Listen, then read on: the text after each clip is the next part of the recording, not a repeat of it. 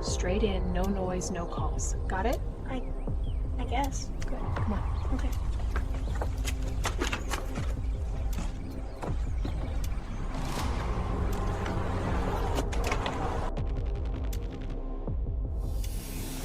Did you see that? Pay close attention.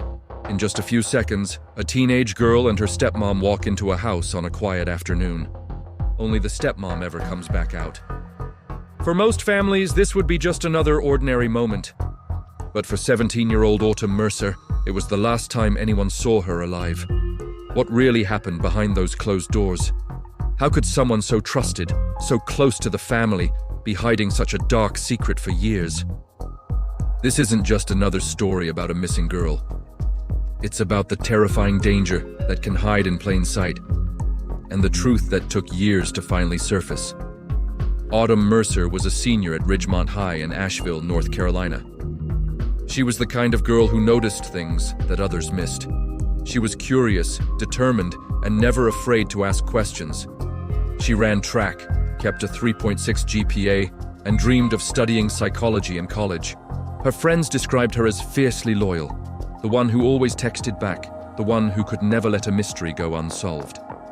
After her mother died, Autumn's entire world changed, but she did her best to hold her family together. She grew even closer to her father, and when a woman named Denise Lawson entered their lives, Autumn wanted to believe that things could finally be normal again. On the surface, Denise seemed like the answer to their prayers. She was a nurse from Charlotte, kind and patient, always ready with a helping hand. She moved in 2 years after Autumn's mother passed away and quickly became a fixture in their home.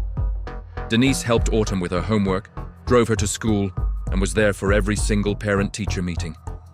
She cooked dinner, remembered birthdays, and listened patiently whenever Autumn needed to talk. To everyone on their street, Denise was the perfect stepmom, gentle, supportive, and exactly what a grieving family needed. Autumn's father, Kevin, seemed happier than he had been in years. Even Autumn, who was cautious at first, started to trust her. But trust can be a dangerous thing, and sometimes the people we let the closest are the ones we know the least. September 14th, 2024, started like any other day. Autumn came home from school with Denise in the early afternoon. Security camera footage shows them walking up the driveway together. You can see Denise's hand resting on Autumn's shoulder as Autumn glances down at her phone. They went inside. That was the last time anyone saw Autumn alive. 3 hours later, Denise called the police. She sounded frantic. She said Autumn had vanished from her bedroom. The window was open, her phone was left on the bed, and her shoes were still by the door. Denise told the officers she'd been in the shower and thought Autumn was just napping. When she went to check on her, the room was empty. At first, everyone assumed Autumn had run away. She was 17 after all. Maybe she'd gone to a friend's house or just needed some space. But her father knew that wasn't right. Autumn never left without telling someone where she was going. And she never ever left her phone behind. As the hours turned into a day, worry began to curdle into pure fear. Police searched the neighborhood, questioned all of Autumn's friends, and checked every available security camera. They found nothing. There was no sign of Autumn leaving the house, no sign of anyone else coming in. The only person who saw her that day was Denise. The investigation quickly began to focus on the stepmom. Detectives started noticing inconsistencies in Denise's story. She claimed she was in the shower, but the bathroom floor was completely dry. She said she had called Autumn's friends to see if they knew where she was, but phone records showed no outgoing calls were made from her phone. Neighbors remembered seeing Denise outside, pacing anxiously up and down the driveway, long before she ever called the police. Autumn's father was desperate for answers, but Denise remained eerily calm, insisting she had nothing to hide. As the police dug deeper, they started to uncover pieces of Denise's past that just didn't add up. She'd moved to Asheville just 2 years earlier, but there were no records of her living in Charlotte before that. Her nursing license was real, but her work history was full of unexplained gaps. Then, an old yearbook photo surfaced online. It showed Denise as a teenager standing right next to Kevin Mercer, Autumn's father. They had known each other long before Autumn's mother ever entered the picture. Suddenly, the truth began to unravel. Denise and Kevin had been high school sweethearts, inseparable for years.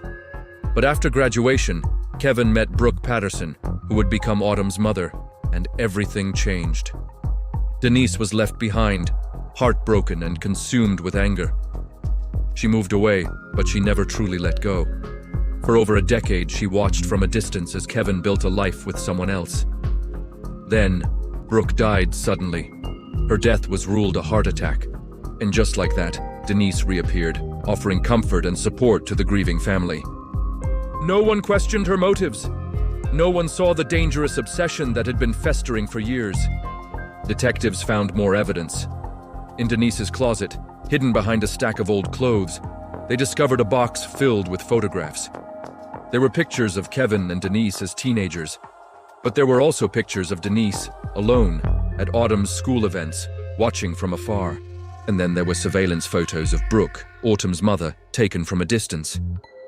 The box also contained letters, never sent, filled with years of longing and bitter resentment.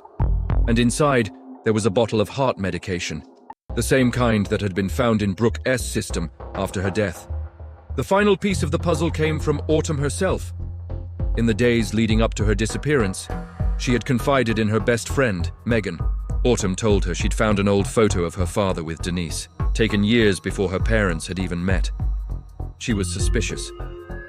Why had no one ever mentioned this? Why did Denise seem so interested in her mother's old things? Autumn told Megan she was going to look for more answers. She never got the chance. When the police confronted Denise with all the evidence, her calm facade finally cracked. She confessed to everything. She admitted to poisoning Brooke, slowly over months, using her access and knowledge as a nurse.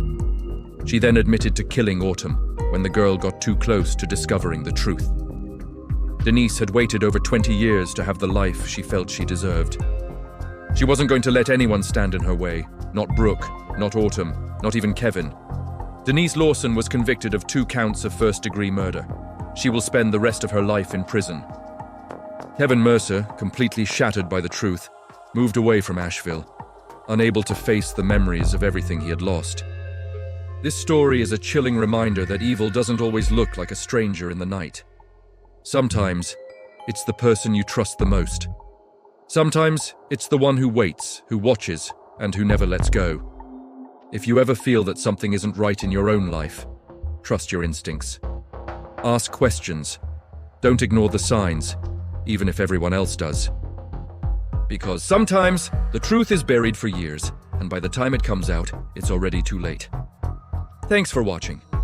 If this story stuck with you, please consider subscribing for more.